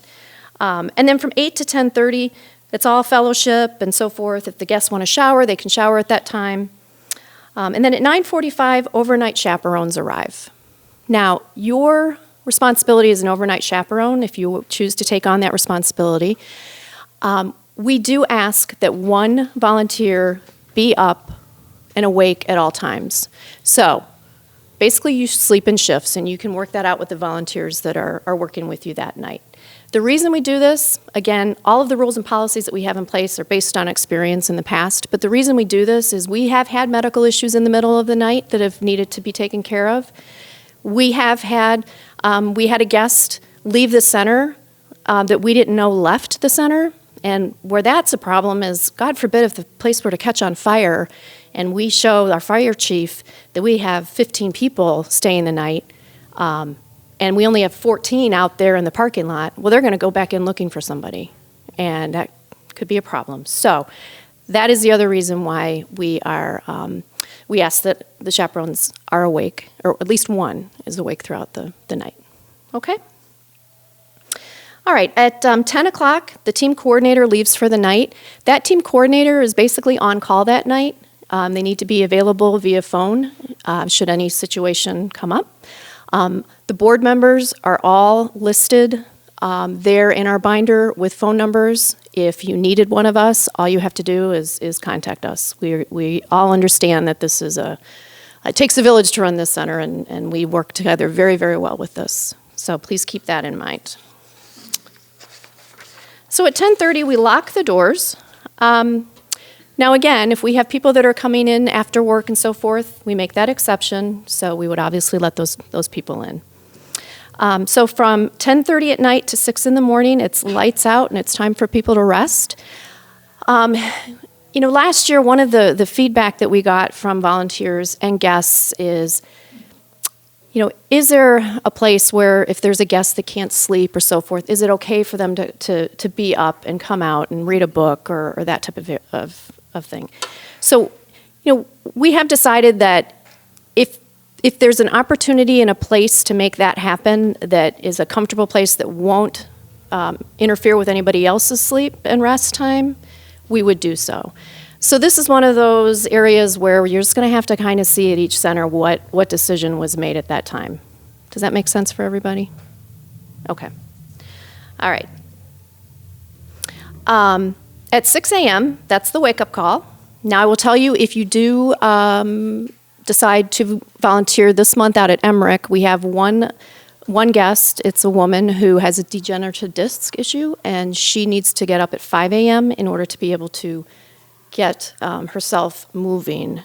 And I mean, because she really needs the time to stretch and so forth. And so we basically get her up at 5 a.m. But for the most part, it's a 6 a.m. wake up. And from 6 to 7, people wake up. We have breakfast to-go items placed out on a table for the guests to either take with them, or if they want to grab a quick bite to eat before they leave, they're welcome to do so. And then we prepare coffee for them. 7 a.m., people depart the center. So this is an important rule that we need to keep consistent throughout the next 3 months, because different centers are located in different areas. So we need to be certain that cars are removed from the property, that if the guest comes in a car, that they do leave with their car, that we can't have people loitering around the properties or anything of that nature. And again, the guests know this. These are rules that they have been advised by OLHSA, and they've signed off on a guest expectation form that has this information listed as well. All right, then from 7 to 7:15 a.m. for those overnight chaperones, a couple final duties. We ask that you make a nightly log entry, just letting us know, how did the night go? Were there any concerns? Anybody sick? any supplies that you think we need and so forth. Again, it's all in that binder that's on the registration desk. We ask that the kitchen counters be wiped down, that the bathroom sinks and counters are wiped down, thermostats are turned back to whatever is applicable, which again, that will be listed there at the center, and then be certain that all the lights are turned out. And then if you, your team coordinator, we ask that you just simply text the team coordinator and let them know that everything's secure, and if there were any issues that need to be brought to the team coordinator, that you do so at that time. Okay, any questions on that piece so far? I know I'm throwing a lot at you at once. Yeah, are there any places in the county for people to go to during the day if they don't have jobs? So that's a very good question. So basically, the way we have set our cabs up is we have a cab that drops people off in downtown Brighton at the Meijer, so it's close to the library. And then we also have a cab going to the Meijer in Howell. And so in years past, what people have done is they have hung out at the libraries. That's a key place. This particular church, 242, is a community center, and they have welcomed our guests with open arms. And so many of the guests, especially the guests that actually have cars, have come here. Yes? It's not Myers, it's at the. Oh, I'm sorry, we changed it. Oh, oops. Yes, it's at the OLHSA building. Sorry. It's at the OLHSA building, which is the, it's located at Grand River and Chilson. It's the Livingston County building. So we did change that at the last minute. Thank you for reminding me of that. Because that helps them get around to where they need to Yes. take care of their business during. Yep. And if they need to go in and visit with OLHSA, they can. The county health department is there and so forth. Okay. All right, anything else? Nope? Okay. Yes? How would you respond if someone asks you for something that you can't give to them? Okay, so very good question. So if somebody's asking you, for example, a ride, right, as we talked about, you do have an option for them if you want to provide them a cab somewhere. We've had people, hint that they needed money or that type of thing. The bottom line is we try to not have you have to deal with that situation, okay? And we would prefer that you not give money and so forth. What we would prefer you do is that if you feel there is a significant need and you then can come to your team coordinator who will come to us. And we have been able to provide help to people that we know have really needed it in the past. We have funds available to do that, and we have done that. So if you're not comfortable managing it, or it's something that, God's not put in tugging at your heart saying, manage this piece, no, by all means, reach out to your team coordinator, and they have access to us as a board, and we can help out. I was gonna say, that's one of the beauties of partnering with the other organizations. Yes. Because there's so many things that are in place already that they can network together to help them, to empower them to help themselves the best way possible. So that we're not only providing it, but we're providing it them with the means and the learning how to help themselves more. Mm-hmm. Yep, exactly. An example too that we had last night of that, we had one of our guests ask us, he was gonna be out today, and this is a weekend, right? And he says, do you have any gloves or long johns? And we didn't, it's gonna be a cold day, he was gonna be outside today. So we talked about, the immediate, like one of our volunteers said, would it be appropriate if I just kind of gave him something so that he could buy it? Well, then the immediate guy said, no, let's not do that, because again, our policy is we're not gonna give them cash. But then we thought, how can we partner with different organizations that maybe be able to do it? And how can we also, what is the immediate need and how can we provide for it now? So the way that we concluded was that we, as the center, had enough funds and we could support that individual. We could get that, we could get the long johns, we could get the gloves by tonight. So we asked them to kind of make it through the day today by staying indoors. And then Prisa Morrison from Salvation Army is on our board, and she said that she has coats and gloves that would be able to we could have during the week, because they're only open during the week, right? So we were able to address the immediate need by thinking about what we can provide for as an organization, but then we're also talking about how we can connect people with other outside organizations. So that kind of gives you an idea. So just take it, like, when that's asked, breathe and think about it, and then also take that time to process it with your team coordinator and think about those, how you can kind of work through that. So.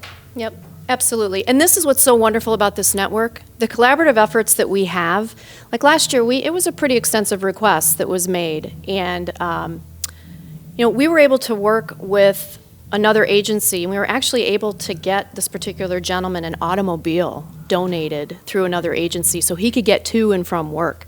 He was ready to go into an apartment became available for him, and the issue was the job that he had in Brighton, the proximity to where his apartment that he was finally able to have, he didn't have a car to get to and from work. He was going to lose his job.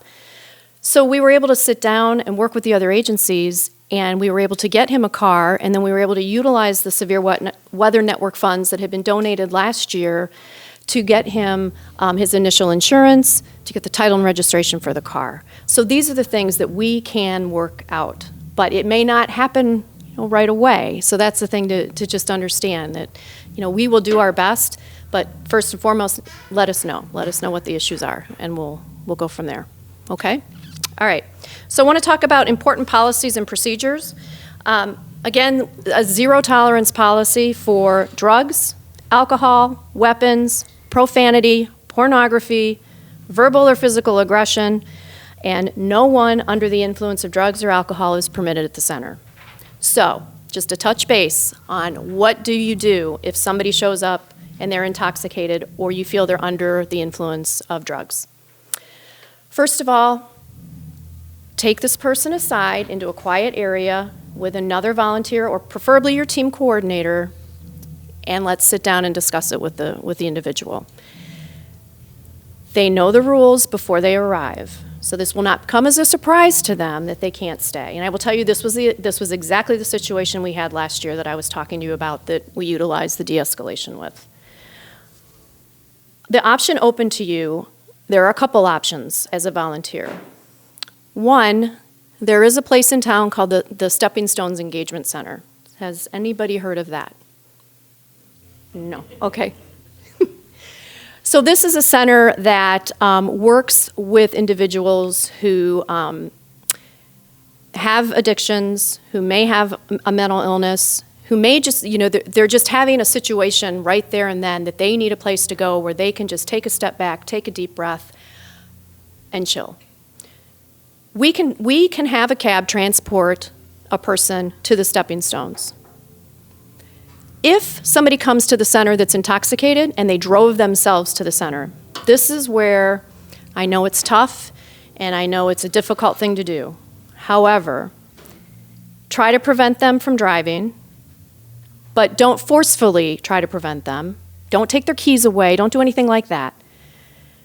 If they are absolutely adamant about driving and you see them going out to their car, have somebody get the tag number, get the make of the car, and then somebody needs to call 911.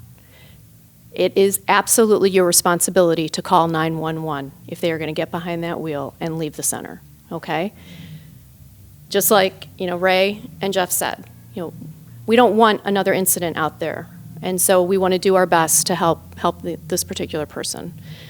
The other option that we have talked about as a board is there isn't really another sheltering option for them from the standpoint of a hotel voucher available through another agency.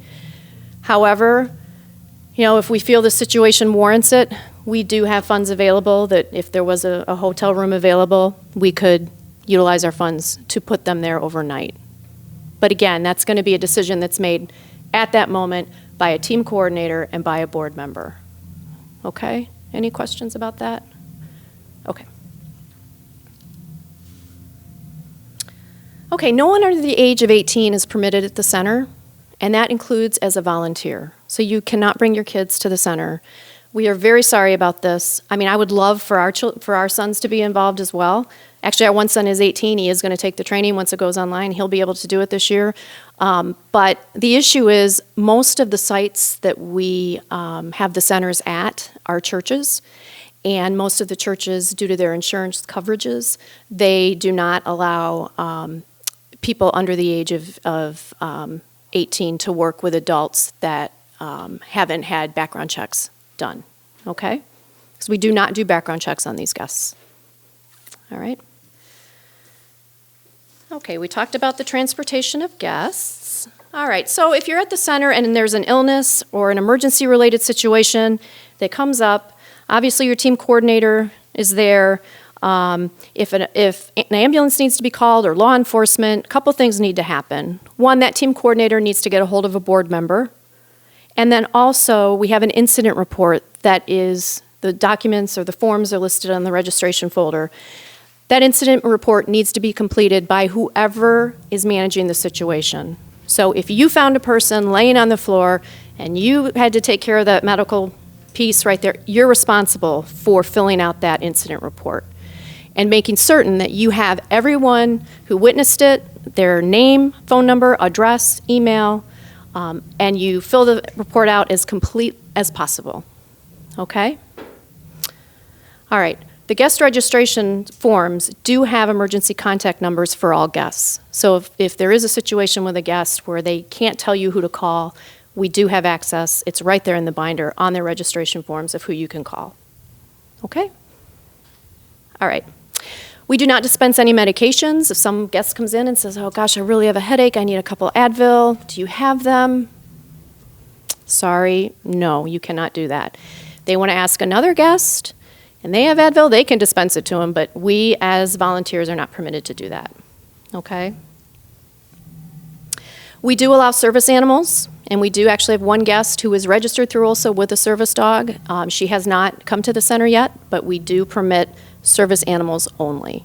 And they have to be a registered service animal. So they should have paperwork and so forth with them, okay? Okay, so we talked about guests leaving the facility at 7 a.m. The only exception to that rule will be when the center is located here at 242. They can stay here all day when the center is here, okay? They have to leave the rooms at 242, and they actually pack up their cots and everything and put them away, and then they need to depart that particular room because they utilize these rooms during the day. But they do not have to leave the facility. Okay, just want to make sure that was clear. Okay, we talked about guests who leave the center. They have to sign out or tell a volunteer that they're leaving. If they leave the center after they've checked in and they're not coming back, or we don't want people leaving and then coming back. You know, going out to their car, coming back in, and so forth. So once they leave for the night, they're not permitted to come back in. Now, there may be exceptions that need to be made. Maybe somebody has to go to the urgent care because they're not feeling well, and the urgent care is going to release them and let them, then, we can make exceptions. Okay, when you volunteer for the first time, we ask that you show up 15 minutes in advance so you can tour the facility, understand where things are, where fire extinguishers and all that good stuff are, and so forth. But we do ask that you do show up 15 minutes early. Okay. That's all that I have. Is there anything else, Julie? Oh, yes. I'm going, what is that? So yes, smoking. We do permit smoking in a designated area. So it will be outside, it will be well marked, and there will be a container to put the used cigarette butts. We ask that they put the cigarette butts into the containers. Please be certain that that's going on. Oh, sorry, Jeff. That's okay. Nope, it is not permitted. I know it's legal now, or sadly it's legal, but no, it is not permitted.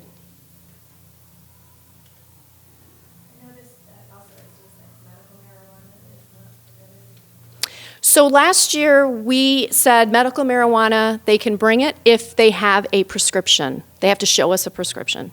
So you might have people coming through with prescription medications. Are there protocols for checking that in as well? No. Very good question. No, there is no protocol. And again, this goes from, the the years that we've been doing this, we haven't had a need to have a protocol for it. So no, we feel that they are adults, they can manage their own prescriptions, so. You want the ones from the back too? Sure.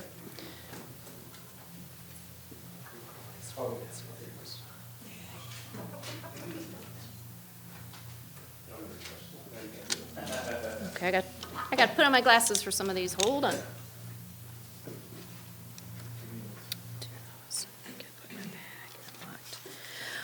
Okay, so it's an interesting question about the guns. We have not had that happen in the past. The question is, if they're med or guns that come in on arrival, do these particular items get put in a bag or do they get locked up?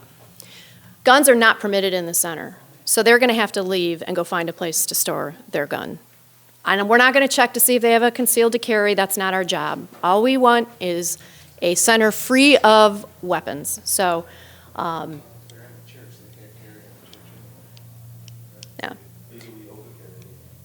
And we've not had that situation at all. We've never, other than a pocket knife, and a little paring knife that this wonderful lady had last year. She was so honest, yeah. So anyway, that's been it. That's been it for weapons. That's all if you call it a weapon, but yeah. All right. We talked about the meds already, so we're clear on that, the question that was asked? Okay. What 3 steps can I do to check my own anxiety? I think that was covered a little bit by Terry.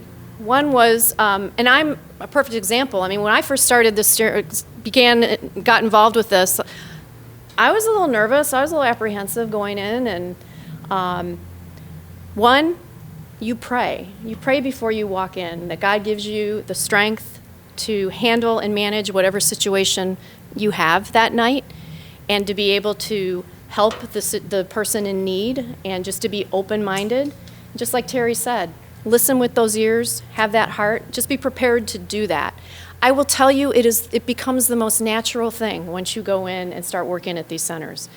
The anxiety, I understand you have it, but I can also tell you, based on all the volunteers that we've ever had work there, everybody comes back.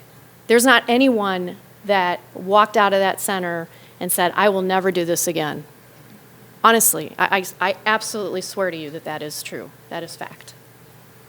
Breathing is a huge component. Controlling your breathing, controlling your breaths in, pausing for a moment, slowly exhaling, continuing to do that.